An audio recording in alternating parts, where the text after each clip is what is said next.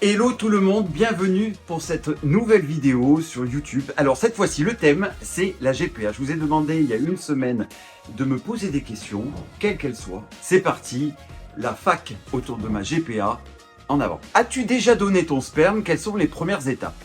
Bon, alors les premières étapes, ce sont des étapes qui se passent en France. D'abord on doit faire ce qu'on appelle un spermogramme pour voir la quantité de sperme, savoir si nous sommes fertiles ou pas. Et ça, je l'avais fait au mois de mai.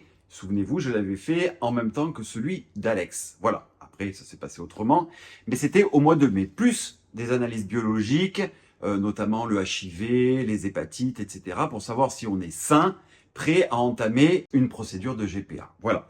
Donc au mois de mai, j'ai fait ce spermogramme. Ça a montré que mes spermatozoïdes étaient très vivaces et très nombreux, donc j'étais apte, malgré mon jeune âge, mon grand âge, pour faire un enfant. Voilà. Donc ça a été la première étape, on va dire biologique. Ensuite, je sais, vous vous rappelez, je suis parti avec 4 de mes amis, qui sont devenus des amis puisque nous ne nous connaissions pas avant. Fin août, c'était ça, c'est ça, fin août, nous sommes partis une semaine tous les 5 en Colombie, où nous avons effectivement d'abord eu un rendez-vous avec le médecin, les rendez-vous avec la clinique, et puis ce qu'on appelle le don de sperme dans la happy room. Voilà, où on se retrouve seul face à notre tube et nous-mêmes.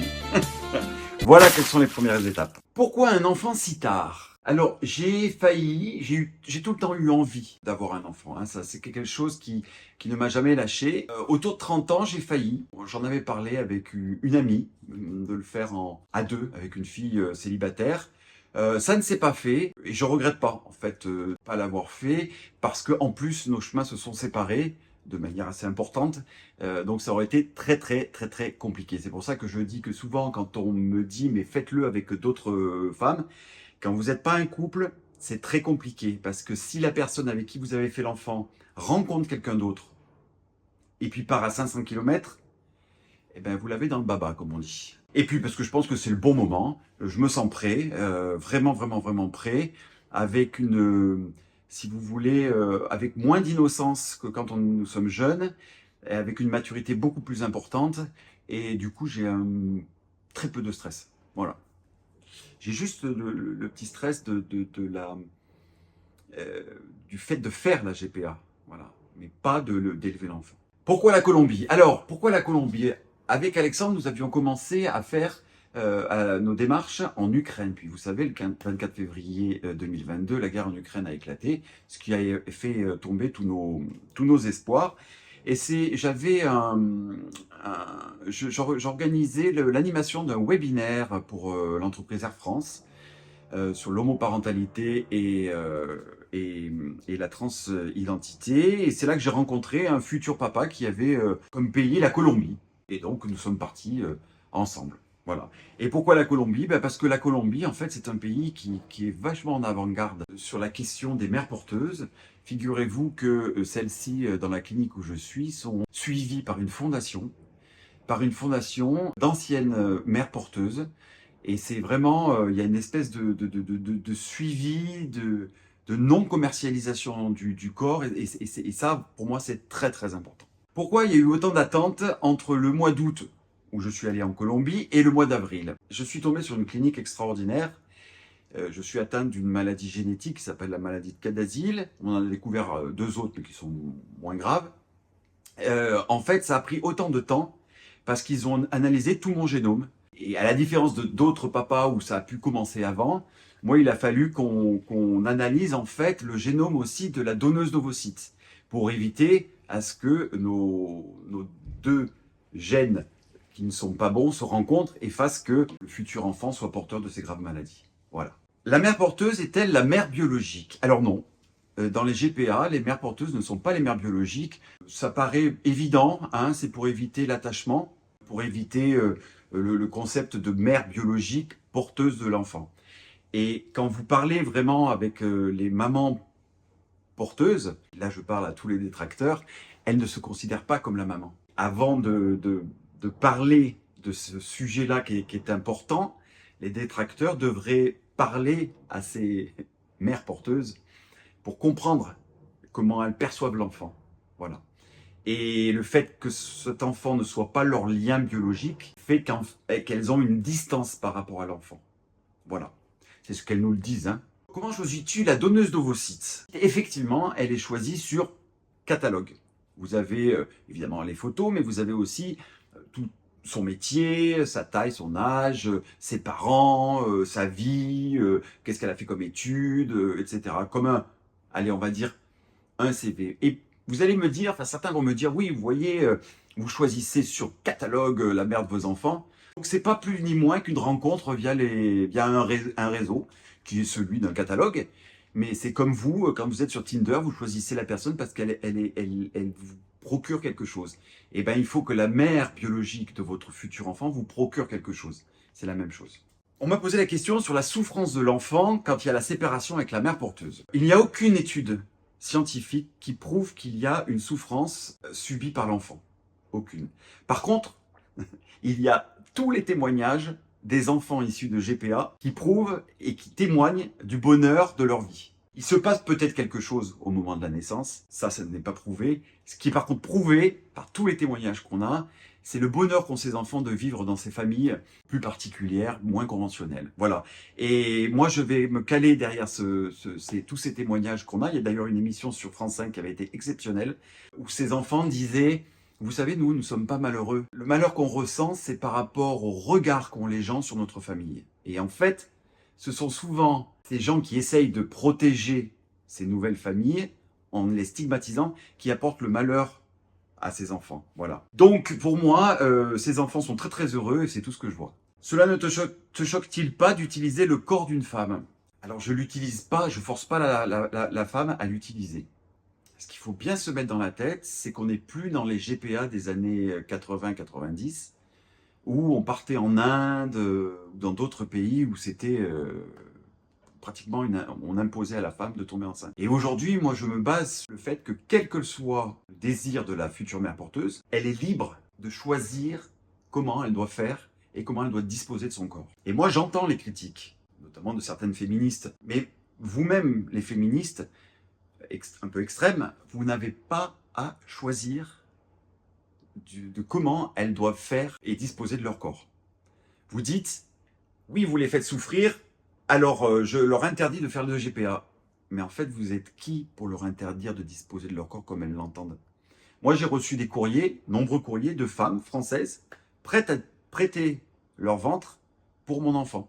Elles me l'ont dit, moi, si c'était autorisé en France, je te le prêterais avec grand plaisir. Donc, vous n'avez pas à décider pour ces femmes courageuses, parce que croyez-moi, une mère porteuse, avant d'être une femme soumise, c'est une femme très courageuse et beaucoup plus courageuse que la plupart d'entre vous. Voilà, c'est ma façon de voir les choses et c'est ce qu'elles nous disent, elles. Parce qu'elles témoignent, on leur parle. Alors, tu nous as souvent dit que tu voulais qu'un seul enfant, mais si tu as des jumeaux, où va le second enfant? What? Bro, what are you talking about, man? Qu'est-ce que c'est cette question-là? Cette question m'a un petit peu surprise. Je vais être un papa. Si j'avais été avec une femme de manière conventionnelle et que ma femme tombe enceinte, on ne veut qu'un enfant. S'il y a des jumeaux, on va le choisir, ploum ploum, 1 gramme, et on va donner l'autre à la DAS? Non. Donc si j'ai des jumeaux qui arrivent, c'est évident que je garderai les deux. Mais ça me paraît tellement évident. Je vais être un papa normal. Alors effectivement, je n'en veux qu'un, mais s'il y en a deux, ben, il y en aura deux. Et je ferai avec et je m'organiserai en fonction. Pourquoi ne gardes-tu pas ton aventure pour toi? Pour vivre heureux, vivons cachés. Alors, j'ai un peu de problème avec cette phrase. Pour vivre heureux, vivons cachés. Quand on mène un combat, comme je mène celui de la reconnaissance de la GPA, on peut pas, et qu'on a une petite popularité, on peut pas égoïstement se dire pour vivre heureux, vivons cachés. On doit utiliser, comme mon ami Christophe Beaugrand, c'est un devoir d'utiliser notre petite notoriété pour mener à bien un combat. Voilà. Et le vivre heureux, vivons cachés, eh ben c'est pas pour moi, parce que c'est pas dans un bunker qu'on gagne une guerre. Voilà. Tu nous as annoncé avoir 8 ovocytes. Quelle est l'étape d'après? L'étape d'après, ben, j'attends le résultat de la viabilité de mes embryons. Donc je suis un peu en train de trembler quand même. Et selon le nombre d'embryons viables, eh ben, on continuera par l'insémination. Vas-tu retourner en Colombie? Comment vas-tu suivre la grossesse et seras-tu là pour l'accouchement? Je vais probablement retourner en Colombie au mois de juin. Donc ça va être un moment très très important pour moi. Notamment la rencontre avec la mère porteuse. Voilà, parce qu'il faut que ça matche. Et ça doit matcher dans les deux sens, c'est-à-dire que moi, je peux être content de l'avoir, mais elle doit aussi m'accepter. Et elle peut à tout moment dire non, non, lui, je veux pas, je sens pas, et partir. Voilà, c'est ce qu'on appelle le match, c'est-à-dire que les deux parties doivent dire oui. Comment vas-tu suivre la grossesse? Alors, il y a deux façons de la suivre, la grossesse. Soit de la France, hein, on a chacun nos WhatsApp, on participe en visio aux échographies, on est quand même très présent, c'est à distance. Soit passer un moment, une partie du temps sur place, quand on en a la possibilité. Alors, je suis en train de réfléchir à savoir si les 3-4 derniers mois, je partirai pas en Colombie sur place pour être à côté de ma mère porteuse et bien sûr être présent le jour de l'accouchement. Parce que le premier pot à pot se fait avec le papa d'intention ou avec la maman d'intention, en tout cas avec le parent d'intention ou les parents d'intention. Très important le premier pot à pot. Peut-être même plus important que la séparation de la maman et de la mère porteuse et de l'enfant. Donc là, c'est en pleine réflexion pour savoir si je vais m'installer là-bas quelques mois. Comment se passe le retour avec l'enfant? Alors en Colombie, vous avez ce que l'on appelle une procédure, une loi, qui fait que il faut que ce soit pour que la mère soit reconnue comme mère, il faut que ce soit la mère biologique. Donc il y a un test ADN qui est fait 1 ou 2 jours après l'accouchement de l'enfant, qui prouve après que la mère qui a accouché, que la dame qui a accouché n'est pas la maman biologique, et le juge, quelques mois après, décide de sortir la maman du livret de famille. Le papa d'intention est donc le seul à être, le papa biologique, pardon, est donc le seul à être inscrit sur le livret de famille.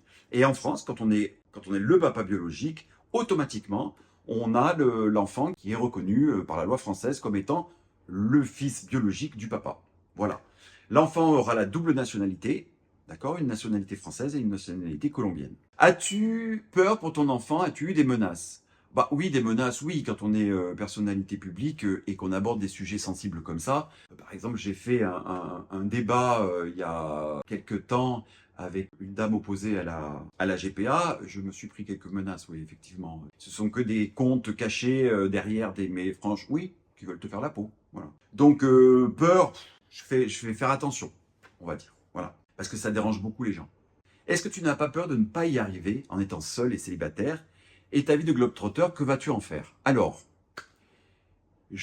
c'est peut-être dû à l'âge, mais je n'ai absolument pas peur, je ne suis absolument pas stressé pour l'éducation de mon enfant. Je suis hyper serein. Je sais que je vais très très bien m'en sortir et j'ai organisé mon activité professionnelle pour être tout le temps à la maison.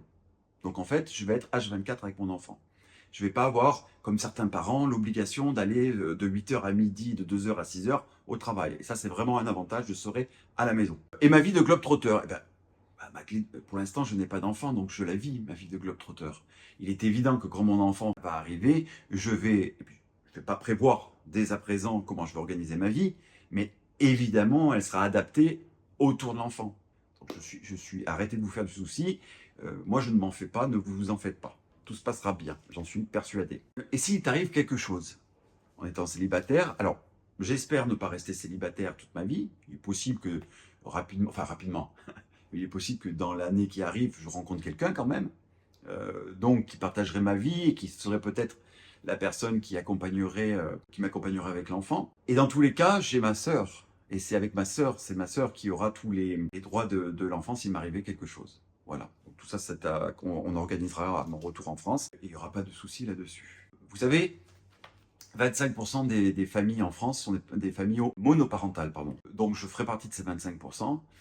Et puis il y a des mamans aussi qui chopent des cancers, des papas qui chopent des cancers, des papas qui ont des accidents de voiture, des mamans qui ont des accidents. Ça fait partie de la vie. Voilà. Donc on va tout organiser parce que je suis quelqu'un de très prévoyant, et on fera en sorte que tout se passe bien. Mais je suis hyper positif dans ce projet-là. J'espère que ça vous a éclairé sur la façon dont j'appréhende ce parcours GPA. Alors je peux vous garantir, vraiment, pour y être en plein dedans, que c'est un parcours avec des montagnes russes de sensations, tellement ça vous prend au cœur. J'allais vous dire que, sans le critiquer, bien sûr, mais que c'est pas bling bling bling, paf, 9 mois après j'accouche. C'est quelque chose qu'on ne maîtrise pas et qui pourtant nous procure émotionnellement autant qu'un papa qui a un enfant de manière conventionnelle. Sauf que là, on ne le maîtrise pas du tout. Donc c'est un ascenseur émotionnel juste incroyable. Voilà, avec des hauts et des bas. Merci de votre soutien, merci d'être là, merci d'être présent, merci de votre amour. J'espère que tout ça fait avancer le débat. Voilà, aimons-nous et soyons heureux du bonheur des autres.